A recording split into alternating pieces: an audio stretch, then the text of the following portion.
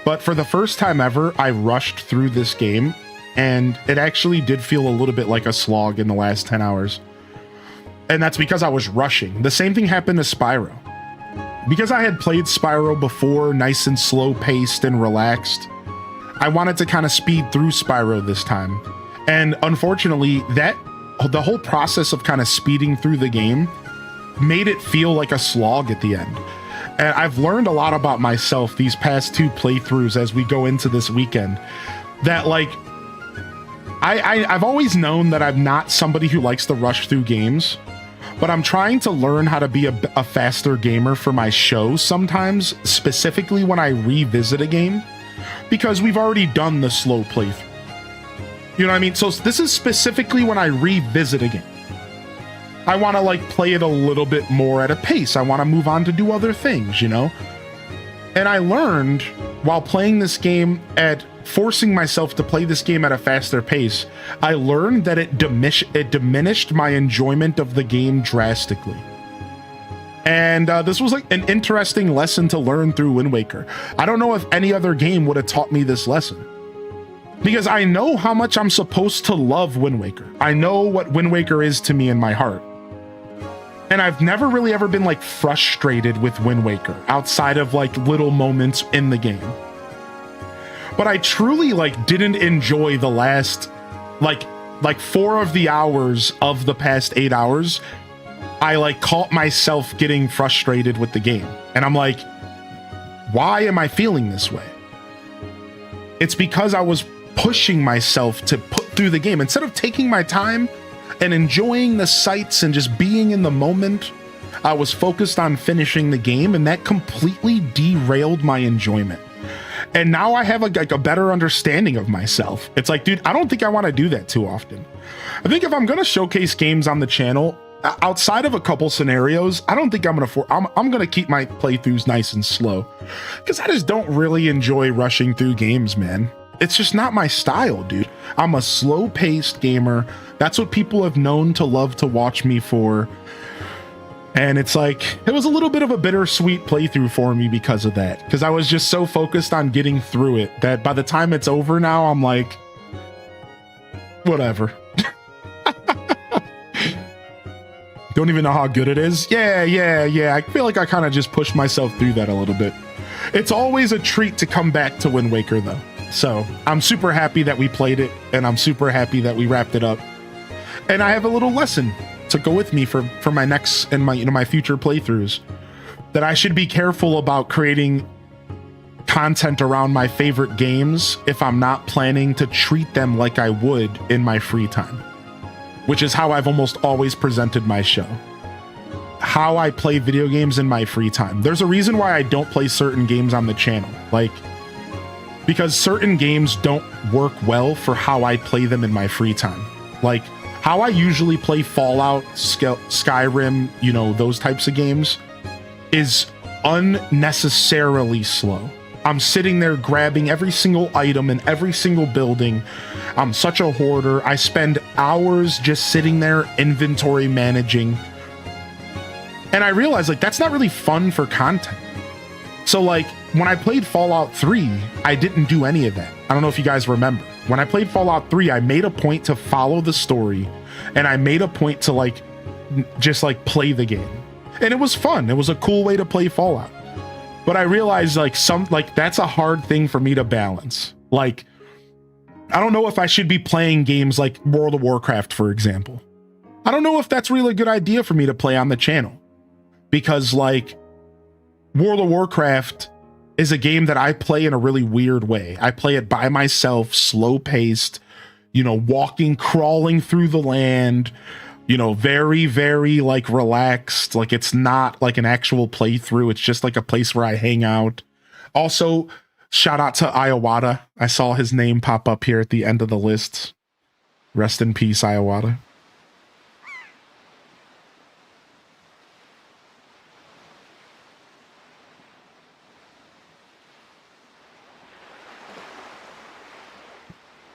Yeah, I think some games are meant to stay as personal games for me as a streamer.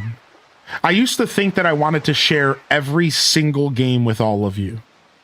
And I'm starting to realize that like some games don't necessarily fit how I play. You know what I mean? Like I'm realizing that as a creator 7 years deep, like maybe it's not that healthy for me to have the mindset that I can share every game experience with all of you. Because I don't know if it works, you know? I don't think every game is meant to be shared. I think it's also nice to have some games for yourself, because I imagine it can be difficult as a streamer to not always feel like, oh, I could be streaming this. Oh, you just took the feeling completely off of my chest. You have no idea. Like that is, I don't game half the time in my free time, because like every time I go to pick up a game, I say to myself, I could be streaming this. So then I end up not even playing the game, and then I don't end up streaming it sometimes, and then I end up just skipping games for like years. This happens to me all the time, dude. Where I go to load a game up and I'm like, man, I could be streaming this, and I just don't play it. So yeah, like that's something I'm learning as a creator. Like maybe I need to stop that feeling. Maybe I need to shut that feeling down a little bit, you know, and just like let me play some stuff in my free time. I do that. Don't get me wrong. I have free time games, but I'm just talking about in this specific scenario where I look at a game and I say, that game would be boring for people to watch because of the way I play it. Like the way that I play some games are really slow and really boring. I am a slow-paced gamer. Anybody else? I will sit there and just float through a game for hours and hours and hours and hours, doing nothing, because I'm just a gamer. I just love video games. So like, that's some games, I don't know how else to play them. You see, sometimes I can work it out. I can figure it out. I can be an entertainer, and I can showcase a game on the channel, and I can be an entertainer. But there's some games where I feel like if I were to change my play style, I wouldn't enjoy it. That's the key. It's like, if I were to play the game the way that I think I should for stream, at that point, I don't even know if I want to play the game, because it's not going to be true to who I am as a person. It's not going to be true to my showcase. And that's almost not worth it. Why? Why would I like show it off and manipulate how I play it? And then like, you're not even getting the passion. You're not even getting the real me, you know, my take on the game. And that's what I'm realizing. And this all boils back to the conversation. Just to be clear, I was talking about Wind Waker and how I've played this game so much on the channel. I thought that this time around I would challenge myself to rush through the game. I did this by choice, by design. I was like, at the start of the playthrough, I thought to myself, let's make this a fast one. So I made a point to kind of rush through it. And I realized at the end that it wasn't as fun of a playthrough for me. It was still fun. It's still Wind Waker. It's still Zelda. It's still one of my favorite games of all time. But it wasn't as fun. And it's left me kind of feeling some type of way. And that's what this conversation is about. Is it made me realize like if I ever play Wind Waker again on the channel, which I will, I'm not rushing it. You know, it made me realize that like that's not worth it. At that point, I should have just played something else, because the feeling of rushing through a game doesn't hold value to me. That feels weird to me. That's weird to me. That's like, what? Like, why would I do that? Yeah, exactly, Jessica. Yeah, exactly. Like, it's like, there's a balance, you know what I mean? It's tough, because like, I want to play more stuff on the channel and I want to check more games out, but I'm such a slow gamer that it takes me a really long time to play games. So this is something that this is my journey. Welcome to my show. You're literally hearing, like, this is my journey. Like, as a streamer, my gameplay and my playthroughs are always really slow. They're always like strung out over days and weeks, because I'm such a slow gamer.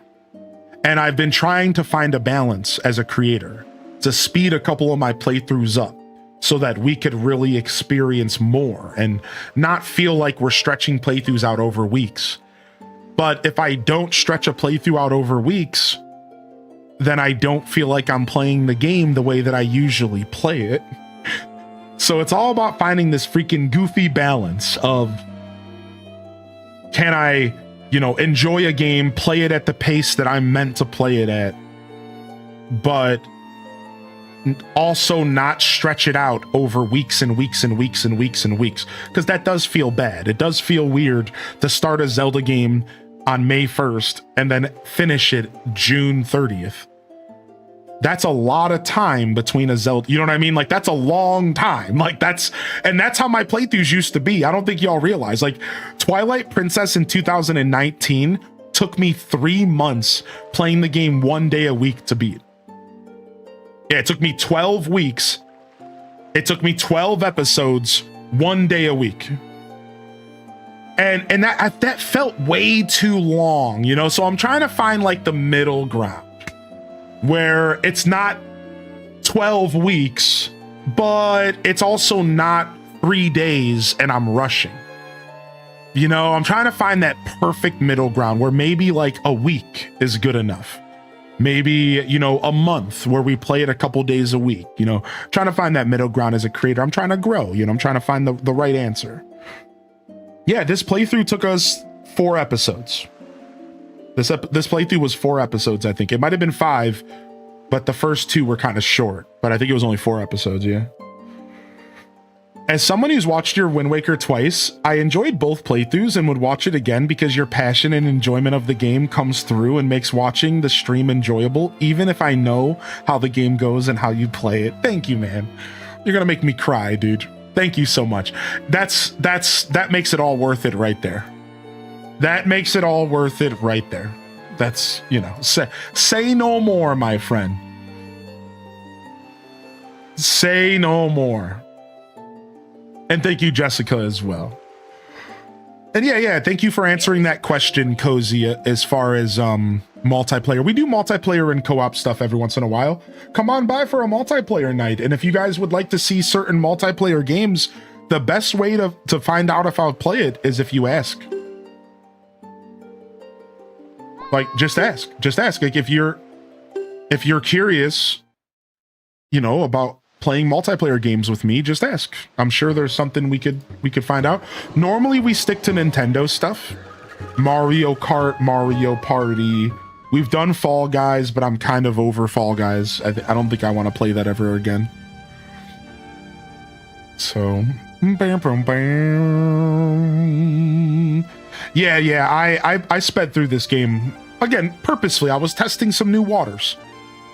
Right. I was testing some new play style strategies. You know, and I learned a lesson here. I don't know if I really want to rush through my favorite games just to play it again. You know, I think I would have rather this playthrough take 3 more days and I got to enjoy the whole ocean, and because who knows the next time I'm gonna play this, you know? It'll probably be a randomizer. Yeah, we got Sonic Adventure DX tomorrow and Sunday. We're gonna be playing and beating Sonic Adventure. Sonic Adventure DX tomorrow and Sunday, y'all. Come on by for that. Come on by for Sonic Adventure DX. That'll be tomorrow and Sunday, and we should beat it. The game's really short. Like, once you get through Sonic's story, which we're right at the end of, I'm so mad we didn't just finish it. We're right at the end of it. We're 2 levels away. Then we just go and we power through the rest of the game, which is a total of about 8 hours, maybe 10. And we have 2 days to do that, which is pretty nice. And, you know, we're going to play all the stories. We're not going to 100%, but we'll play all the stories. So, should be fun. Should be fun. Come on by for that. And we didn't get a chance to get to Pokopia today. I didn't think we would. I just didn't think we would. It was just too long of a stream. So we'll do some Pokopia this weekend. I'm gonna do my best to squeeze it in. I do want to finish Sonic, so Sonic is my priority. And worst case scenario, we'll just do Pokopia all day on Monday or a Tuesday. Sorry, we have plans Monday. We'll figure it out. No promises, because we got Star Wars to play on Monday. So we'll squeeze Pokopia in where we can. Honestly, my plan was to squeeze Pokopia into a night stream. That's what I really want to do. It's not going to happen tonight, though. Yeah, May the 4th. We're playing some Star Wars content on Monday. Come on by. come on by. We're playing some Star Wars content on Monday. Yes, it's going to be fun. Y'all aren't going to want to miss it. It should be a blast. It should be a blast. All right, y'all. This is Highly in Descent signing off from another wonderful Hyrule Gaming Group production. If I don't see y'all here tomorrow for some Sonic Adventure on a Saturday morning, I'll see you when I see you, fam. Don't forget to game on. And of course, as always, peace. Wrap it up and on to the next episode. Peace.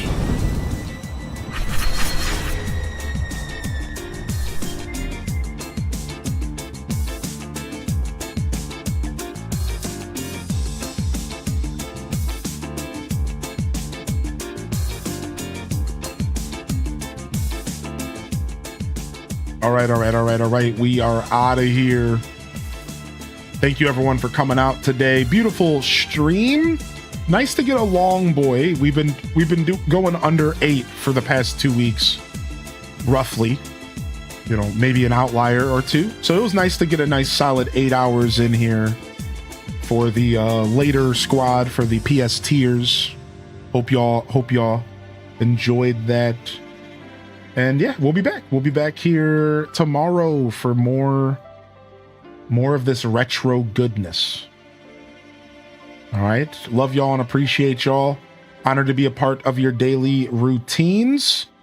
And I'm certainly honored to have you as a part of mine. Thanks for coming and supporting my show, y'all. Thanks for supporting my content, no matter if I'm playing the most hot, cute game at the moment. I really appreciate y'all. Peace. And hit them cat jams, baby. Peace.